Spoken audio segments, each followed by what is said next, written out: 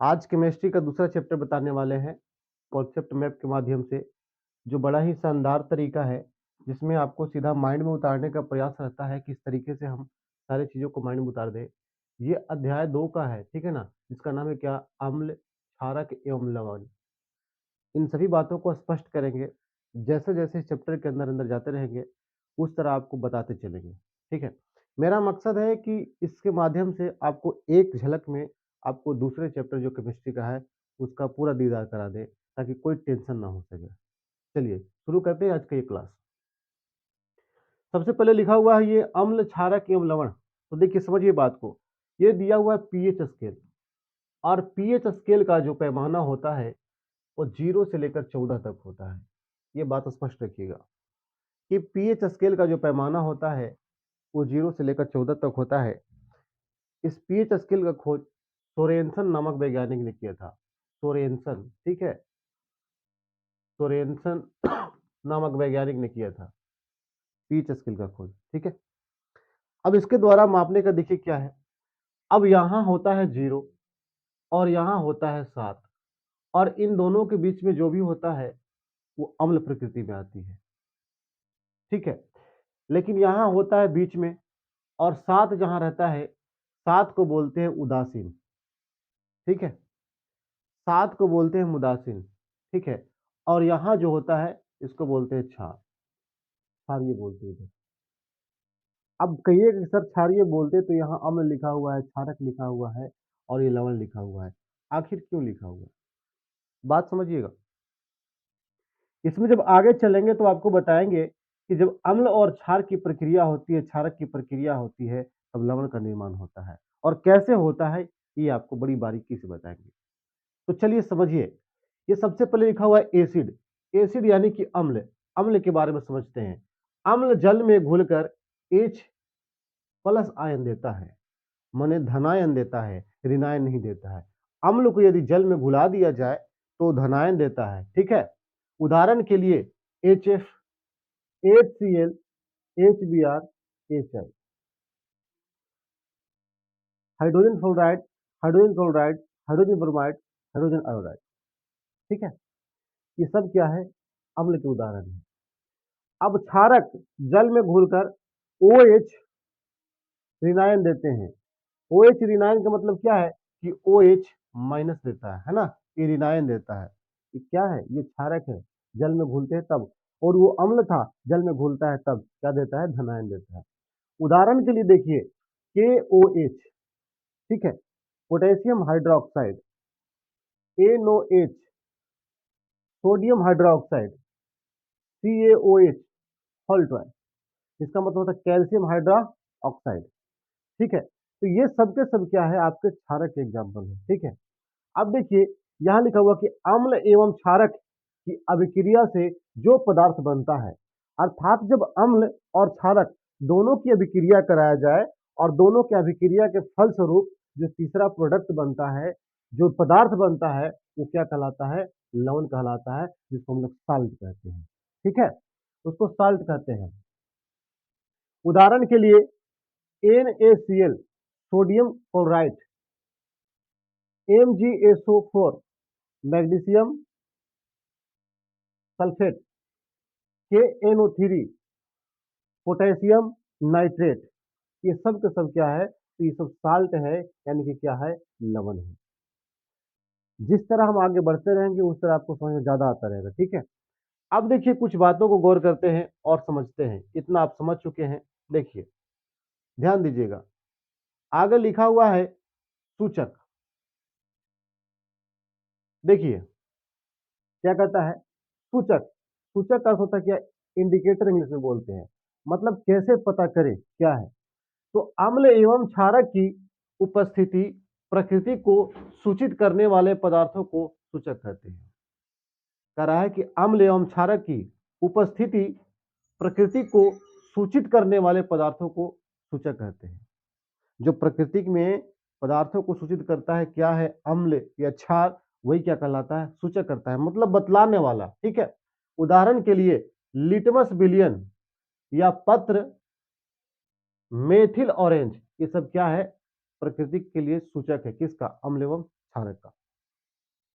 अम्ल नीला लिटमस विलियन पत्र को लाल कर देता है। यदि कोई अम्ल होता है, एसिड होता है, तो वो नीले लिटमस पत्र विलियन को क्या करता है, वो लाल में बदल देता है। ये कौन करता है? अम्ल करता है। ठीक है। अब देखिए क्या लिखा हुआ है यहाँ, जल में मिले क्षारक को क्षार कहते हैं। जो जल में मिल जाता है उसको क्या बोलते हैं? क्षारक को क्षार कहते हैं। देखिए क्षारक अलग है, क्षार अलग होता है। क्षारक को यदि जल में घुला दिया जाए तब वो क्षार कहलाता है। ठीक है। उदाहरण के लिए NaOH, sodium hydroxide, KOH, potassium hydroxide. ठीक है। अब देखिए यहां जिस तरह आपका जो अम्ल था नीले लिटमस पत्र को लाल कर रहा था, वहीं आपका क्षारक क्या काम करता है कि लाल लिटमस पत्र को नीला कर देता है। ठीक इसके विपरीत कार्य करता है। ठीक है। अब यहां देखिए क्या लिखा हुआ है, लवण में साधारण लवण प्रस्वेदी पदार्थ की उपस्थिति के कारण हवा से नमी सोखता है, पसीज जाता है। साधारण जो नमक होता है, जो अपने घरों में नमक देखे होंगे, उसको वायु में रख दिया जाए, अगर पैकेट से बाहर रहता है तो क्या होता है? पसीजना शुरू कर देता है। ऐसा क्यों करता है कि हवा से क्या लेता है? नमी सोखता है और उसके बाद पसीजना शुरू कर देता है। वो नमी खींचता है अपनी ओर और खींचने के बाद पसीजना शुरू कर देता है। ठीक है। NaCl के जलीय विलयन से विद्युत धारा प्रवाहित करने पर NaOH उत्पन्न होता है। करा कि अगर सोडियम क्लोराइड बोले तो नमक, साधारण नमक के जलीय विलयन से अगर हम विद्युत प्रवाहित कर दें, अगर साधारण नमक के जलीय विलयन से हम विद्युत को प्रवाहित कर दें, तो क्या बनेगा? आपके पास सोडियम हाइड्रा ऑक्साइड उत्पन्न हो जाएगा। ठीक है। इस प्रक्रिया को क्लोरोक्षार प्रक्रिया कहते हैं। क्या कहते हैं? क्लोरोक्षार प्रक्रिया कहते हैं। यदि NaCl सोडियम क्लोराइड से विद्युत धारा को प्रवाहित की जाती है, तो वहां क्या उत्पन्न हो जाता है? NaOH, सोडियम हाइड्रोक्साइड उत्पन्न हो जाता है और इस अभिक्रिया को हम क्या कहते हैं? क्लोरोक्षार अभिक्रिया कहते हैं। ठीक है। अब आगे बात करते हैं, उदाहरण के लिए देखिए 2NaCl मतलब दो हम क्या लेते हैं? सोडियम क्लोराइड प्लस 2H2O, और दो मात्रा किसकी होनी चाहिए? जल की। अगर इस दोनों की अभिक्रिया कराते हैं तो कराने के फलस्वरूप क्या बनता है? 2NaOH। मेरा मतलब है NaOH से, यानी क्या बन गया आपके पास? Sodium hydra oxide. और क्या बना? Chlorine gas. और कौन सी गैस रिलीज हो गई? तो हाइड्रोजन गैस रिलीज हो गई, बाहर निकल गई। तो मुख्य फोकस किस पर करना था? मुख्य फोकस दो ही पर था। एक सोडियम क्लोराइड है ना, जब विद्युत धारा प्रवाहित किया गया तो क्या बन गया आपको? सोडियम हाइड्रा ऑक्साइड बन गया। ये था अम्लीय, एसिड था, लेकिन ये क्या बन गया? बेस, यानी क्या बन गया? ये क्षारीय बन गया। ठीक है। किस अभिक्रिया के द्वारा? क्लोरोक्षार अभिक्रिया के द्वारा। ठीक है। अब चलते हैं आगे की ओर, रुक करते हैं, समझिए बात को।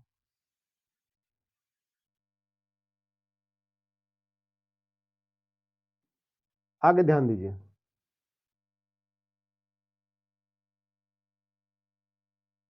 देखिए क्या कहता है, कहता है धातु अम्लों से अभिक्रिया कर लवण एवं हाइड्रोजन गैस बनाता है।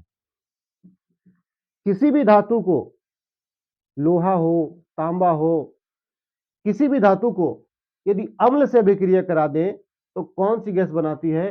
हाइड्रोजन गैस बनाती है। हाइड्रोजन गैस बनाती है। ठीक है ना। लवण, सॉरी, अम्ल यदि धातु से अभिक्रिया करती है तो उसके फलस्वरूप क्या बनाती है? हाइड्रोजन गैस बनाती है। उदाहरण के लिए जेड एन क्या बोलते हैं? जिंक, जिसकी परमाणु संख्या 30 होती है। ठीक है। जेड एन जिंक जिसकी परमाणु संख्या 30 होती है। अब जिंक क्या है? एक धातु है और इसको H2SO4 है ना, H2SO4 हाइड्रोजन सल्फाइड जिसको बोलते हैं, सल्फ्यूरिक अम्ल जिसको बोलते हैं, इसके साथ यदि अभिक्रिया कराया जाए जिंक को और H2SO4 को अभिक्रिया के बनाया तो क्या बनता है आपको? ZnSO4, यानी कि जिंक सल्फेट, और प्लस कौन सी गैस निकालती है? Hydrogen gas. यही तो बताना चाहता है। यहां पे स्पष्ट लिखा हुआ है कि लवण, देखिए, अम्लों से अभिक्रिया कर लवण एवं हाइड्रोजन गैस बनता है। तो ये बन गया क्या? लवण बन गया आपका, और ये क्या बन गया आपका? Hydrogen gas. ठीक है। धातु है क्या, जिंक, और अम्ल क्या है, H2SO4। बात समझ में आ गया। अब यहां ध्यान दीजिए,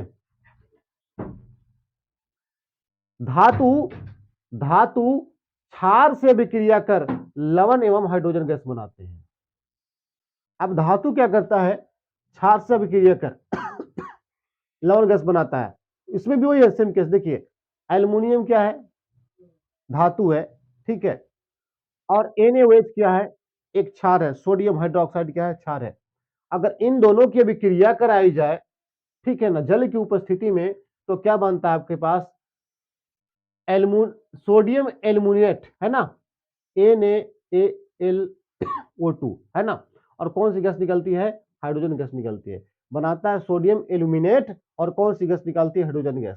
तो कहने का मतलब क्या है कि यहां क्या बनाता है, तो यहां भी बनाता है, लवण बनाता है, और क्या बनाता है, हाइड्रोजन गैस बनाता है। यहां देखो लवण ये बना, ठीक है। अब आगे बात कर लेते हैं। देखिए अम्ल धात्विक ऑक्साइड से अभिक्रिया कर लवण एवं जल बनाता है। कह कि जो अम्ल होता है वो धातु के ऑक्साइड से, धातु के ऑक्साइड मतलब ये होता है कि धातु के ऑक्साइड से जब अभिक्रिया करता है तो लवण और क्या बनाता है, जल बनाता है। लवण और क्या बनाता है, जल बनाता है।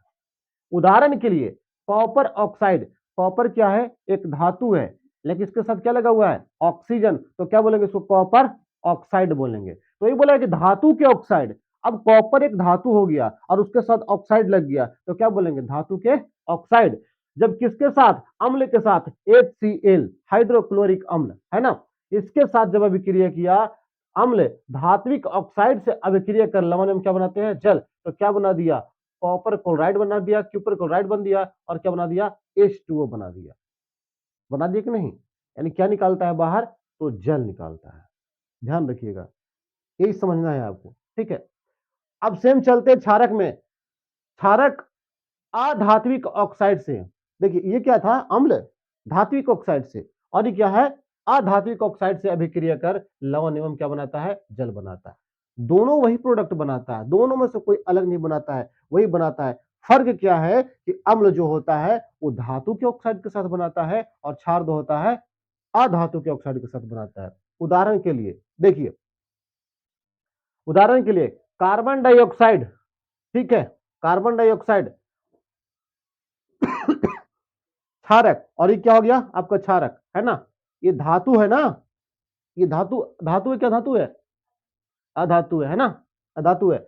और कैल्शियम हाइड्रोक्साइड, जब इन दोनों की विक्रिया कराई जाती है तो क्या बनता है, कैल्शियम कार्बोनेट बनता है, और कौन सी गैस निकलती है, सॉरी क्या बनता है, फिर उसके बाद H2O बनता है, यानी कि जल का निर्माण होता है। यही तो बात कर रहा था कि क्षारक अधात्विक ऑक्साइड के साथ, ये तो कोई धातु वातु है तो नहीं, है ना, तो अधात्विक ऑक्साइड के साथ जब अभिक्रिया करती है तो लवण में क्या बनाती है, जल बनाती है। तो यह हो गया क्या आपको, क्षारक हो गया, ये क्या हो गया, अधात्विक ऑक्साइड हो गया, और क्या बन गया आपका, लवण, और क्या बन गया आपका, जल। ये प्रोसेस हो गया पूरा। अब फिर समझिए आगे, एकदम एक एक पॉइंट को बारी बारीकी से समझते चलेंगे हम लोग, ठीक है ना, कोई दिक्कत नहीं, कोई घबराहट नहीं। ध्यान दीजिए, यहां कुछ बातें हैं जो समझना बहुत जरूरी है। देखिए ध्यान दीजिए, कहता है धातु कार्बोनेट एवं, धातु कार्बोनेट एवं बाइकार्बोनेट, ठीक है, कार्बोनेट एवं बाइकार्बोनेट। कार्बोनेट मतलब समझते हैं CO3, और बाइकार्बोनेट मतलब COHCO3, ठीक है। कार्बोनेट का मतलब CO3, और बाइकार्बोनेट का मतलब HCO3। बस जहां H लग जाए पहले उसको क्या कहेंगे हम, बाई कहते हैं, ठीक है, बाई कहते हैं। इतना ध्यान रखना है आपको। तो अम्ल से अभिक्रिया कर धातु कार्बोनेट एवं बाइकार्बोनेट, अम्ल से अभिक्रिया कर लवण CO2 एवं क्या बनाता है, जल बनाता है। तीन चीज बनाता है, क्या क्या बनाता है, लवण बनाता है, पहला बात क्या बनाता है, लवण। उसके बाद क्या बनता है आपका, CO2 गैस बनता है। उसके बाद क्या बनता है आपका, H2O बनता है, यानी कि जल बनाता है। तीन चीजों का निर्माण होता है, कंफर्म। अब आगे चलते हैं, ध्यान दीजिए, उदाहरण देखिए, समझिए। Na2CO3, इसको बोलते हैं सोडियम कार्बोनेट। सोडियम कार्बोनेट को अगर अम्ल, कौन सा अम्ल, HCl के साथ, HCl के साथ अभिक्रिया कराई जाती है तो क्या बनता है, वही बोला है, धातु के कार्बोनेट एवं बाइकार्बोनेट अम्ल से, तो कार्बोनेट हो सकता है, बाइकार्बोनेट। अभी क्या है, कार्बोनेट है, सिर्फ CO3 लगा हुआ है, समझ गए ना। तो पहले कार्बोनेट को ले रहे हैं, तो कार्बोनेट हो या बाइकार्बोनेट हो कोई फर्क नहीं पड़ता है, बनाता है वही, है ना। तो सोडियम कार्बोनेट प्लस HCl को अगर अभिक्रिया करा तो क्या बनाता है, NaCl। ये क्या बन गया आपका, लवण। क्या बन गया, लवण। ठीक है, उसके बाद क्या बनाता है, H2O। देखिए बन गया आपका जल। उसके बाद क्या होता है, कार्बन डाइऑक्साइड। क्या हो गया, ये गैस। बात समझ में आया। अब इसी तरह नीचे देखते हैं, यह सोडियम बाइकार्बोनेट। क्यों, क्योंकि हम अभी बताए कि सिर्फ अगर CO3 लिखा हुआ है तो कार्बोनेट समझिए, और आपको H लग जाए आगे और CO3 लिखा हुआ है तो क्या समझना है, इसको बाई कार्बोनेट समझना है, ठीक है ना। जब आगे H लगे तो उसको बाई समझ लेना है बस, ठीक है। अब ये हो गया बाइकार्बोनेट, और ये क्या हो गया, अम्ल। कौन सा अम्ल, HCl अम्ल। अब बाइकार्बोनेट जब HCl अम्ल के साथ मिलकर अभिक्रिया करेगा तो क्या बनाएगा, NaCl बनाएगा, और क्या बना देगा, H2O और CO2। ऊपर भी सेम बना, नीचे भी सेम बना। तो कहने का मतलब यही था कि धातु कार्बोनेट एवं बाइकार्बोनेट अम्ल से अभिक्रिया कर लवण, कार्बन डाइऑक्साइड एवं क्या बनाते हैं, जल बनाते हैं। ठीक है, इतना तक क्लियर है। चलिए अब चलते हैं अगले पड़ाव के ऊपर, ध्यान दीजिएगा।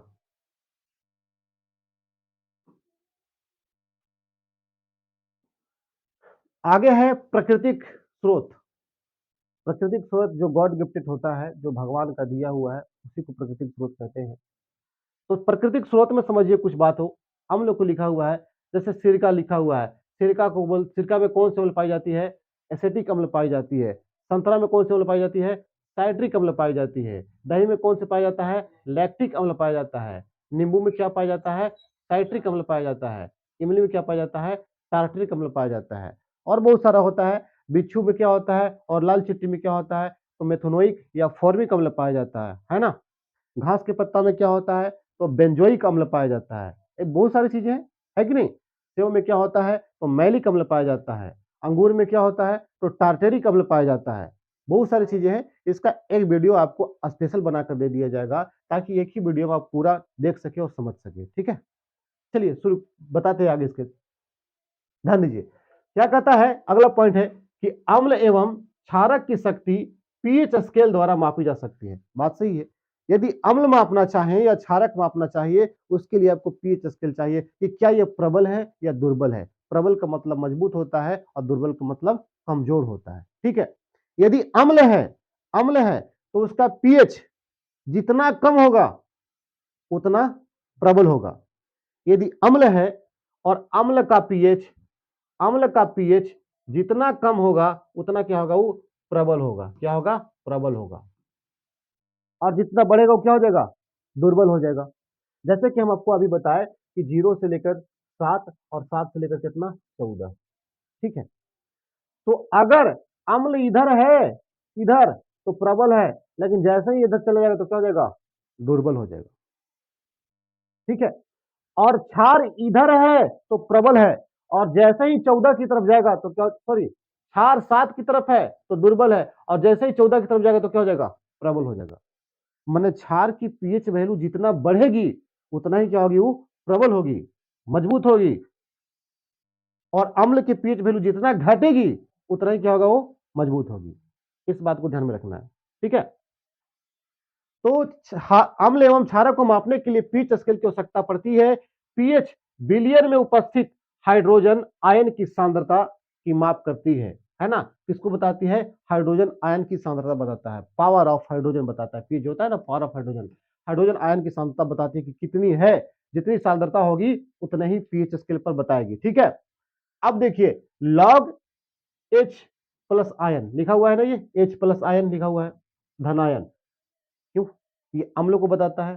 धनायन किसको बताता है, अगर हम लिख दे क्या कि H और प्लस आयन, इसका मतलब क्या है, ये तो अम्ल की चर्चा हो रही है ना। और OH ऋणायन, इसका मतलब क्या हो गया, क्षारक की चर्चा हो रही है ना। ऋणायन है ये, क्षारक की चर्चा हो रही है। तो इस बात पे भी गौर करेंगे, ठीक है। आगे देखिए, NaOH सोडियम हाइड्रा ऑक्साइड का उपयोग, इसका उपयोग कहां करते हैं, देखिए साबुन तथा अपमर्जक, अपमर्जक बनाने में, ठीक है, कृत्रिम फाइबर बनाने में, फाइबर रेशा, है ना, कृत्रिम रेशा बनाने में, कागज बनाने के लिए, इन सारे चीजों के लिए किसका प्रयोग करते हैं? NaOH का प्रयोग करते हैं, सोडियम हाइड्रा ऑक्साइड का। अब विरंजक चूर्ण देखिए, ठीक है, शुष्क बुझा हुआ चूना पर क्लोरीन की अभिक्रिया से विरंजक चूर्ण प्राप्त होता है। अब सबसे पहली बात क्या है कि विरंजक चूर्ण प्राप्त कैसे होता है? ये बहुत ही इंपॉर्टेंट प्रश्न है, ठीक है। विरंजक चूर्ण कैसे प्राप्त होता है? तो कह रहा है कि शुष्क बुझा हुआ चूना पर, बुझा हुआ चूना पर, यानी कैल्शियम ऑक्साइड की कैल्शियम हाइड्रोक्साइड, तो कैल्शियम हाइड्रोक्साइड, क्योंकि जब उसमें जल डालते हैं ना कैल्शियम ऑक्साइड में, तब वो क्या बन जाता है? कैल्शियम हाइड्रोक्साइड बन जाता है, ठीक है, तो चूना बुझा हुआ हो जाता है। तो शुष्क बुझा हुआ चूना पर क्लोरीन गैस की अभिक्रिया से विरंजक चूर्ण बनता है। अब इस बात को समझते हैं, देखिए ध्यान दीजिए।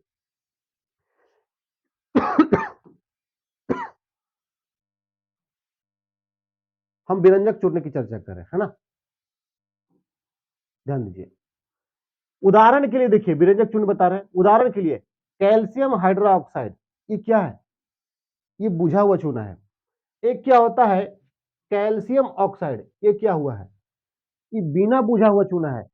जब इसमें पानी हम डाल देंगे ना बाबू, पानी डाल देंगे ना, तब ये क्या बन जाएगा आपको? CaOH के क्या बन जाएगा? फॉल्टवाई बन जाएगा। तो पानी डालेंगे तब ना चूना बुझेगा। किसी भी चीज को बुझाने के लिए क्या चाहिए आपको? पानी चाहिए।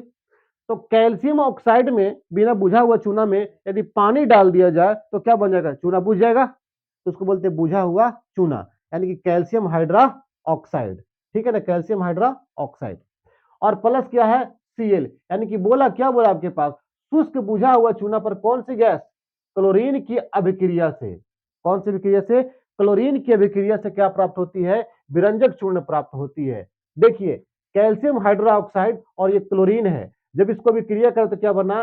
कैल्शियम हाइपोक्लोराइड बन गया, ठीक है, हाइपोक्लोराइड, यानी क्या बन गया? ये आपको बन जाएगा ये विरंजक चूर्ण। और क्या निकला, क्या बना यहाँ पे? और H2O। उपयोग, विरंजक चूर्ण को उपचायक के रूप में प्रयोग किया जाता है। ये बहुत महत्वपूर्ण है, इसके बारे में पूछ लेता है, ठीक है। आगे बेकिंग सोडा का सूत्र, बेकिंग सोडा NaHCO3, तो H लगा हुआ तो क्या पढ़ेंगे इसको? बाई पढ़ेंगे, यानी कि सोडियम बाई कार्बोनेट, है ना, सोडियम बाई कार्बोनेट हो गई, ठीक है। उपयोग क्या होता है? खाना बनाने में। कहाँ? खाना बनाने में, यानी सोडियम बाइकार्बोनेट का हम प्रयोग कहाँ करते हैं? जहाँ किचन होता है ना, जहाँ खाना पीना बनता है, वहां पे खाना बनाने में सोडियम का प्रयोग करते हैं। सोडा का नाम सुने हो ना, सोडा, वही तो है ये। हाँ, जलेबी कचौड़ी जो खाते हो ना, उसी में, है ना। अब देखो क्या है, धोबन सोडा, धोबन माने धोने वाला, है ना, धोने का सोडा का सूत्र क्या होता है? सोडियम कार्बोनेट होता है। क्या होता है? Sodium carbonate. फर्क क्या है? फर्क यही है कि इसमें बाई लगा हुआ था, इसमें बाई नहीं लगा हुआ था। तो एक बात बताओ कि किसी आदमी को धोने में बाई करता है कि खाने में बाई करता है? हैं? खाने में बाई करेगा जी, धोने में तो बाई नहीं करेगा। तो इसीलिए जो धोने वाला है उसके साथ बाई नहीं लगा है। बाई कहां लगा है?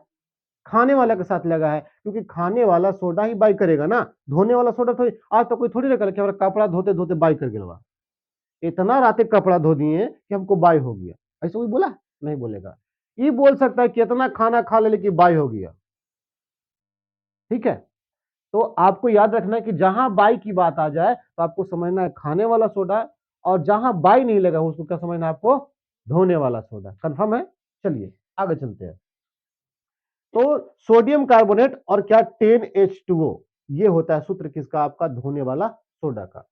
सोडियम कार्बोनेट और 10H2O, और यहां क्या होता है विरंजक चूर्ण में? कैल्शियम हाइपोक्लोराइट और H2O, ठीक है। अब ध्यान दीजिए, उपयोग किसका? धोने वाला सोडा का उपयोग क्या कहता है? उपयोग कांच, साबुन, बोरेक्स बनाने में, जल से अस्थाई कठोरता हटाने में, अस्थाई नहीं, किसका? अस्थाई कठोरता हटाने में किसका प्रयोग करते हैं हम? धोने वाला सोडा का प्रयोग करते हैं, ठीक है। अगर नहीं होता ना तो कपड़ा धोते धोते मर जाते, साफ नहीं हो पाता, पीटते रहो, है ना।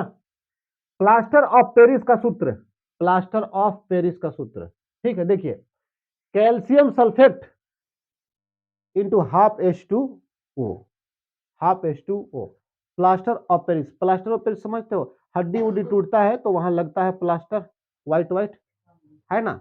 तो तो देखो H2O H हाफ H2O लिखा हुआ है ना, हाफ H2O का मतलब क्या होता है पता है इसको, इसको बोलते हैं सेमी, क्या बोलते हैं, सेमी, है ना। सेमी आधा करेंगे, देखो तो हाफ H2O लिखा हुआ है। अब इंसान, किसी इंसान का हाथ टूट जाए तो प्लास्टर ऑफ पेरिस चढ़ता है ना, कैल्शियम सल्फेट चढ़ता है।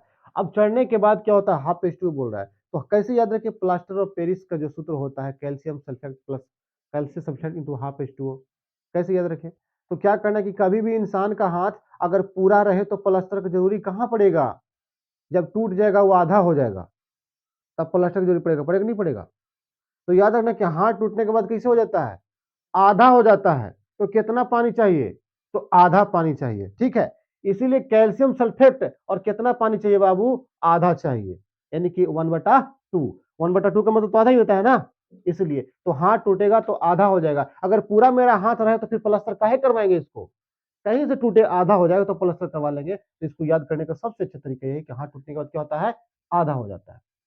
अब देखिए इसका उपयोग कहां करते हैं, तो टूटी हड्डी को सही जगह स्थिर करने में, सही जगह, कभी कभी गलत जगह हो जाता है डॉक्टर की लापरवाही से, ठीक है। तो टूटी हड्डी को सही जगह स्थिर करने में और मूर्ति बनाने में, जो आप देखे होंगे बड़े बड़े मूर्ति बने होते हैं, है ना, व्हाइट व्हाइट दिखेगा, बहुत बड़ा बड़ा आकार का मूर्ति दिखेगा, पत्थर वगैरह कहीं इसका, है ना। तो उस बनाने में क्या करते हैं हम ना, कि वहां भी प्रयोग करते हैं किसके, प्लास्टर ऑफ पेरिस का प्रयोग करते हैं।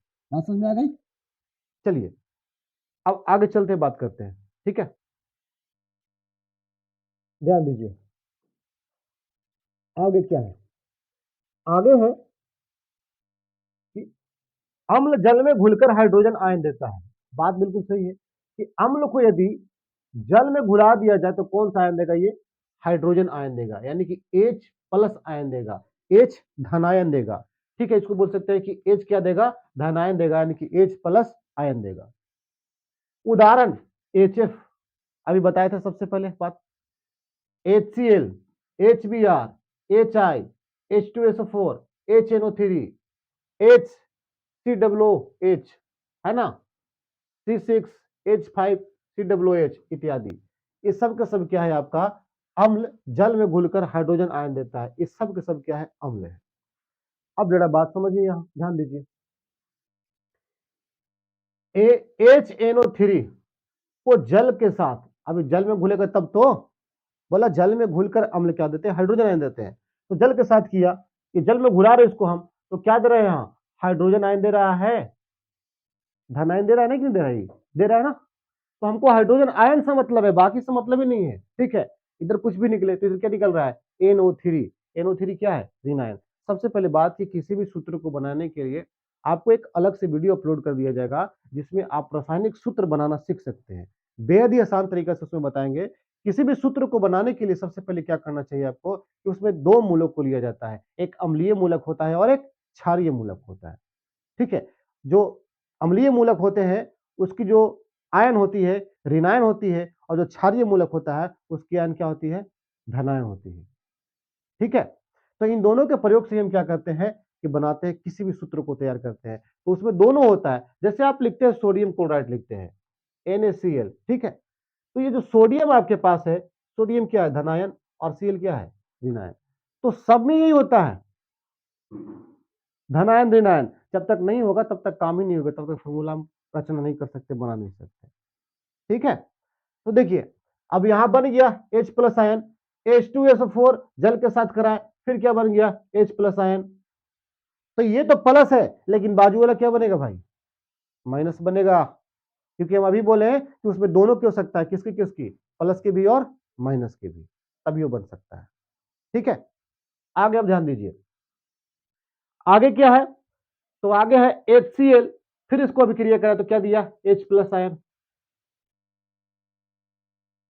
HCOOH, इसको भी अभिक्रिया करके क्या दिया, H प्लस आयन, और यहाँ क्या बन गया आपका ऋण आयन।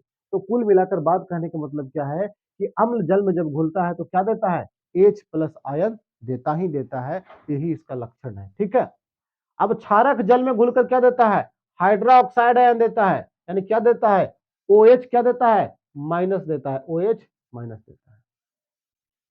क्षार जल में घुलता है तब, अम्ल घुलता है तो प्लस देता है हाइड्रोजन, और अगर क्षार जल में घुलता है तो क्या देता है, OH ऋण आयन देता है। ठीक है, उदाहरण के लिए देखिए KOH क्या बोलते हैं इसको,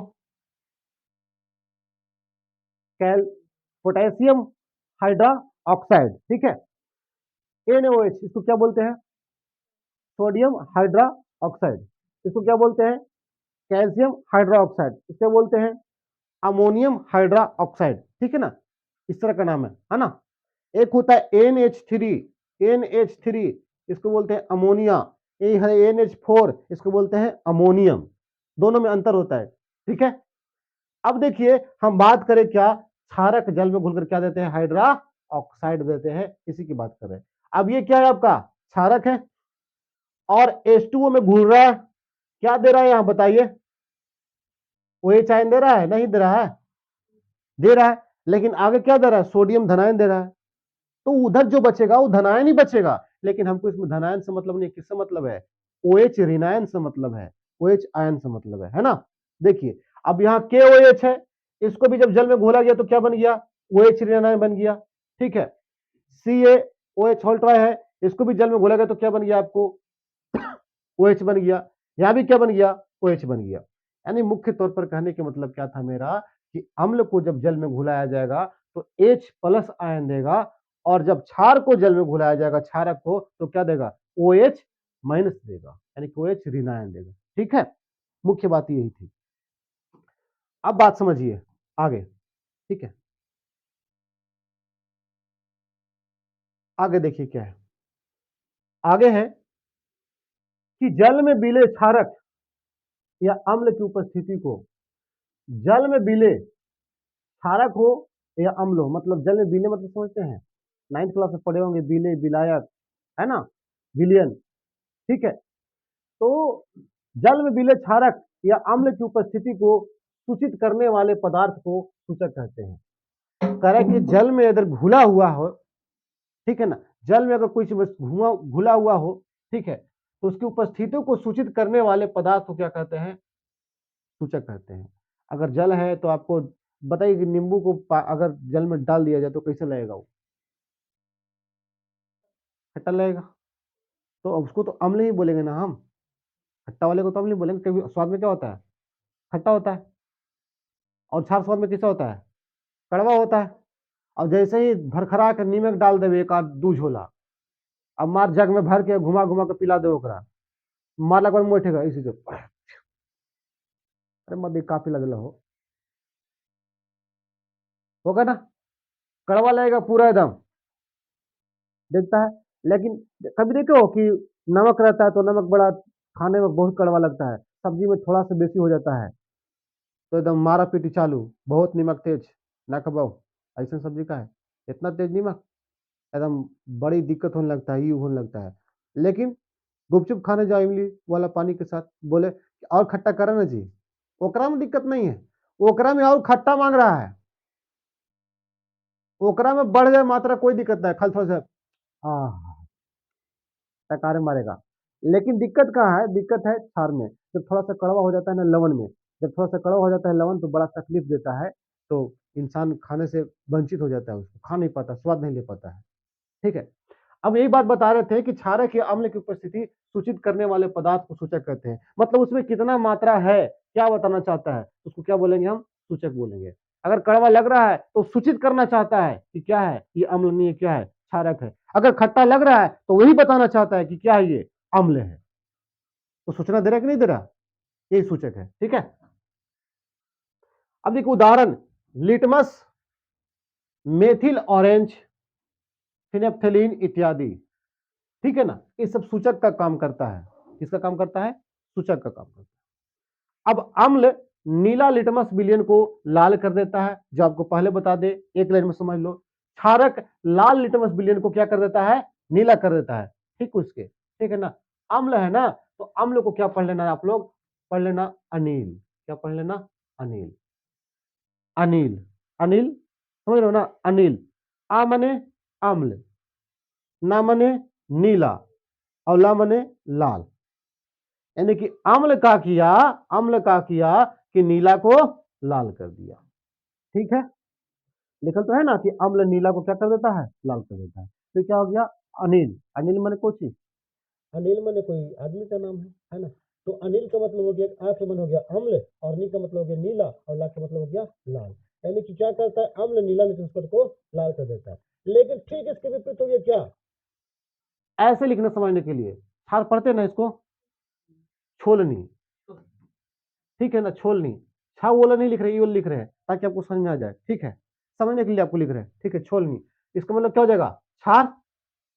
छार क्या करता है? तो लाल को नीला कर देता है। हो गया काम खत्म। अनिल छोलनी चलाते हैं।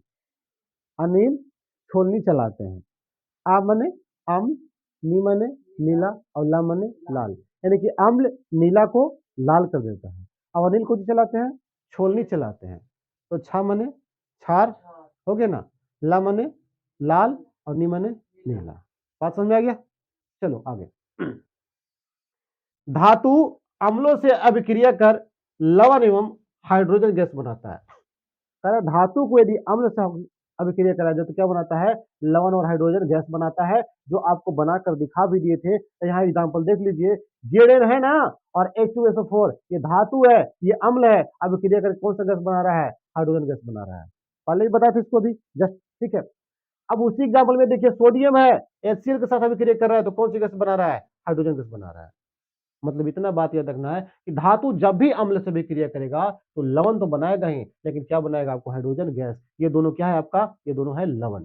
ठीक है, अब धातु क्षारक से विक्रिया कर लवण एवं हाइड्रोजन गैस बनाते हैं, है ना?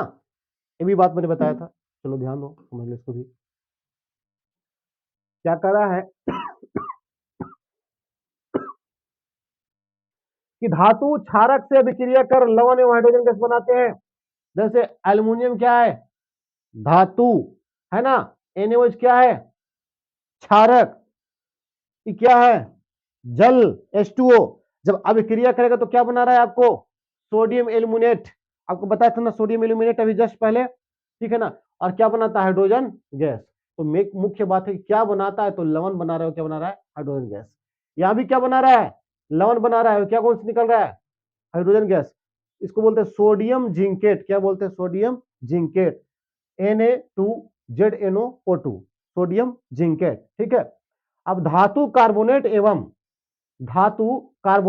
बाइकार्बोनेट अम्ल से विक्रिया कर लवण CO2 और जल बनाता है, जो आपको अभी जस्ट बताए थे, मैप के माध्यम से बताए थे ना। तो यहां देख लीजिए, NaHCO3 H2SO4, ये क्या हो गया? धातु के कार्बोनेट, सॉरी धातु कार्बोनेट हो गया, बाइकार्बोनेट हो गया। यहां देखिए, ये कार्बोनेट हो गया और HCl अम्ल हो गया। ठीक है, तो क्या बन गया? सोडियम क्लोराइड, CO2 और H2O बना दिया। बना दिया कि नहीं बना दिया?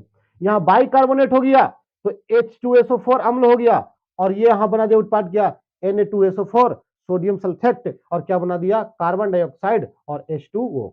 यही बताना चाहता था। क्या बनता है यहां अभिक्रिया करने से? ये लवण बना, कार्बन डाइऑक्साइड बना, और क्या बना? जल बना। ये आपका NaCl क्या हो गया? लवण हो गया। Na2SO4 क्या हो गया? लवण हो गया। कार्बन डाइऑक्साइड हो गया, कार्बन डाइऑक्साइड हो गया, जल हो गया, क्या हो गया? जल हो गया। ठीक है, आगे देखिए, इसी को थोड़ा दोहरा देते हैं ताकि आपके दिमाग में बैठ जाए बढ़िया बढ़िया। ठीक है, आगे देखिए, अम्ल एवं क्षारक अभिक्रिया कर लवण एवं जल बनाता है। इस अभिक्रिया को उदासीनीकरण अभिक्रिया कहते हैं। हाँ, अम्ल एवं क्षारक अभिक्रिया करके क्या बनाता है? लवण एवं जल बना देता है। इसको क्या बोलते हैं? उदासीनीकरण अभिक्रिया।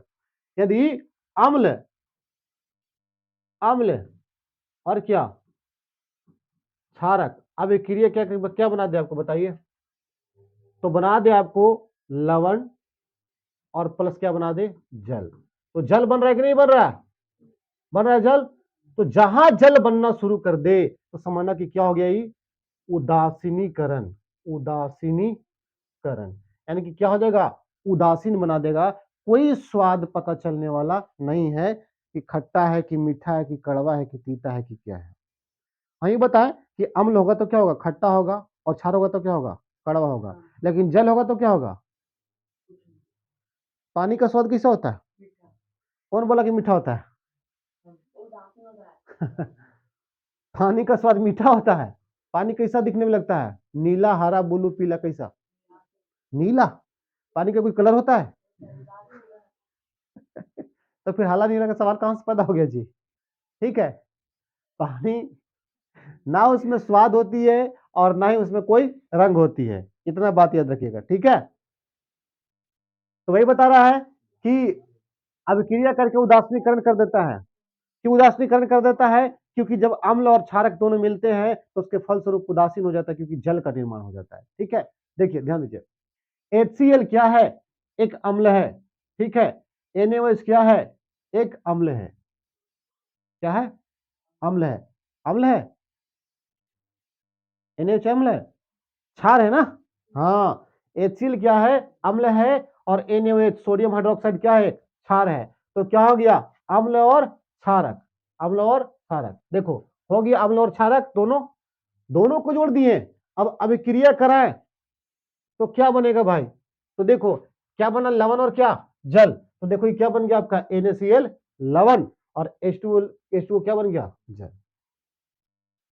AQ का मतलब होता है जलीय विलयन, ठीक है ना। और L का मतलब होता है क्या, लिक्विड। तो जल क्या है, लिक्विड है, और ये क्या है, जलीय विलयन है, जल से ही तो तैयार हुआ है ना। ठीक है, अम्ल धात्विक ऑक्साइड से विक्रिया कर लवण एवं जल बनाता है, बात सही है।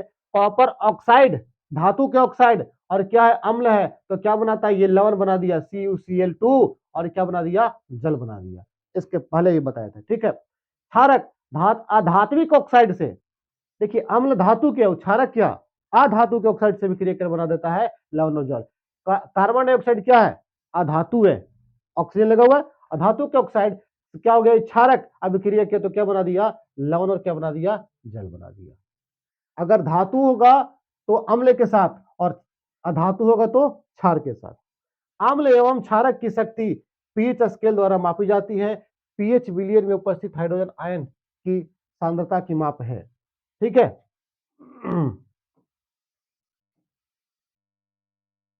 ठीक है, अब देखिए ध्यान दीजिए यहां कुछ बात को, क्या है, पीएच, हाँ, लोग धनायन है ना, धनायन दिया है, हाइड्रोजन का पावर क्या दिया हुआ है, H दिया हुआ है। ठीक है, आपको यहां समझना है, जब लिखा हुआ है 7 तो क्या लिखा हुआ है, उदासीन, और ये लिखा हुआ है 7 से छोटा तो क्या लिखा हुआ है, इस 7 से बड़ा लिखा हुआ कि छोटा लिखा हुआ है,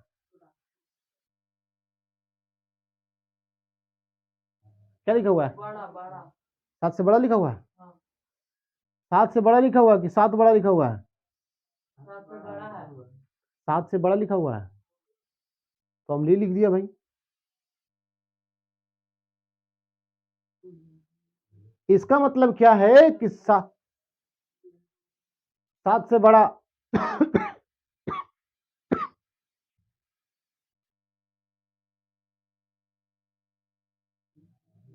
देखिए अम्ल एवं क्षारक की शक्ति पीएच स्केल के द्वारा मापी जाती है। पीएच विलयन में उपस्थित हाइड्रोजन आयन की सांद्रता की माप। देखिए अगर आपको क्या हो जाए, पीएच के मान दिया हुआ है, अगर पीएच वैल्यू 7 के बराबर है, ठीक है ना, अगर पीएच बराबर क्या है, 7, ठीक है, और अगर 7 पीएच से छोटा है कि बड़ा है,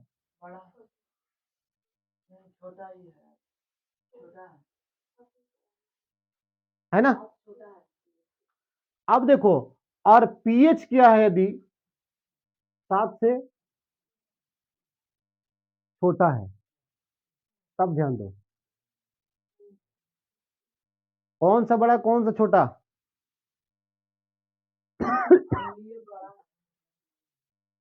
है, पहले बात ध्यान दो, पहले बात ध्यान दो कि ये जो होता है ना पीएच, लास्ट 14 तक जाता है, ठीक है। अगर यहां कर दिए 7 से बड़ा पीएच, तो इसका मतलब समझ रहे हैं कि 7 से पीएच का मान अधिक होगा तब ना क्षारीय होगा जी। बस में रहा है। 7 से पीएच का वैल्यू अधिक होगा तब ना क्षारीय होगा, क्योंकि कितना तक जाता है, 14 तक जाता है, समझ रहे हैं ना। लेकिन पीएच के वैल्यू 7 तक हो सकता है, तब क्या होगा, अम्लीय होगा। ठीक है, और ये क्या हो जाएगा, 7 के बराबर होगा तो क्या हो जाएगा, उदासीन। बात समझ गए। अब देखिए आखिरी पॉइंट चलते हैं, चर्चा कर लेते हैं, ध्यान दीजिए।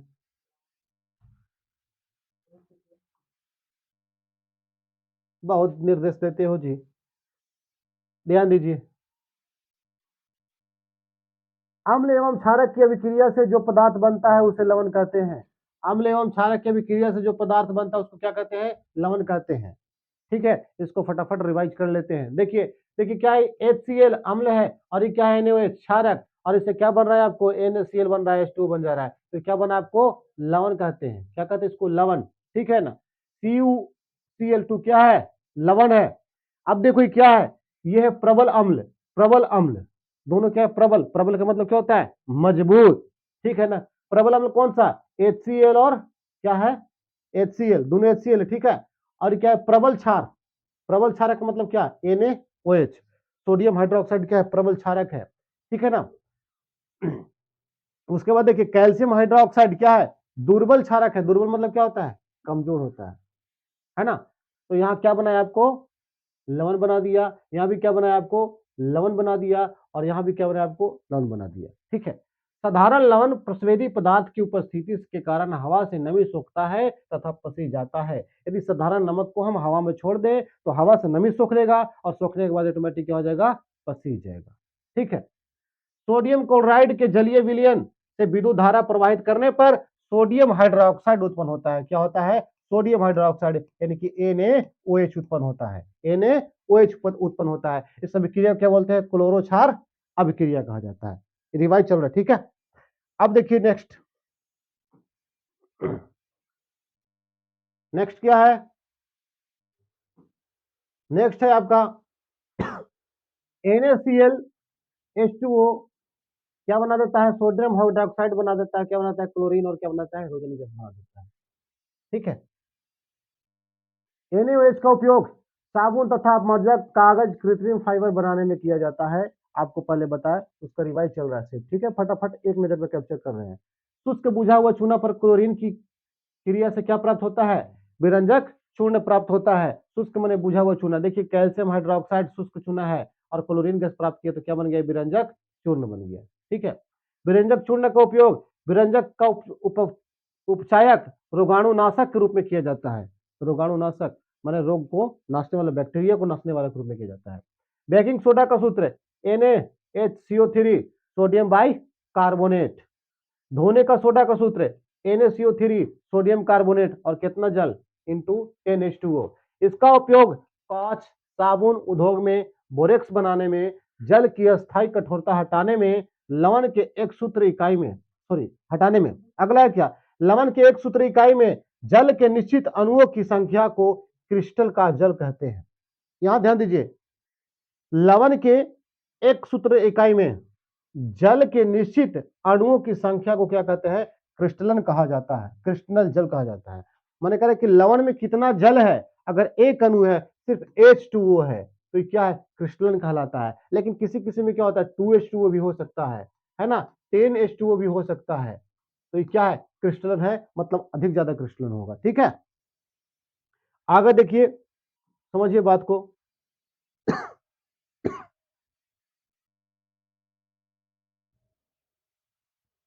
आगे आपका देखिए उदाहरण के लिए क्या है, calcium copper sulphate into 5H2O में 5 क्रिस्टलन का जल है। कितना क्रिस्टलन का जल है, 5, क्योंकि क्या लिखा हुआ है, 5H2O। हम क्या बोले, जितना जल की मात्रा होगा उतना ही क्या होगा, क्रिस्टलन होगा। ठीक है। अब देखिए प्लास्टर ऑफ पेरिस का सूत्र क्या होता है, कैल्शियम सल्फेट हाफ H2O। बताया कि हाथ टूटने के बाद क्या होता है, आधा। ठीक है। उसके बाद क्या लिख सकते हैं, कैल्शियम सल्फेट होल्ट बाय और H2O मल्टीप्लाई कीजिएगा तो यही प्राप्त हो जाएगा, हो जाएगा। इसको अगर इधर लगा दे तो क्या हो जाएगा, H2 बन गया और हो जाएगा यहां से। ठीक है। आगे ध्यान दीजिए, जिप्सन को 273 के पर गर्म करने से प्लास्टर ऑफ पेरिस बनता है। ठीक है, प्लास्टर ऑफ पेरिस बनता है। कैल्शियम सल्फेट H2O जिप्सन है और जल है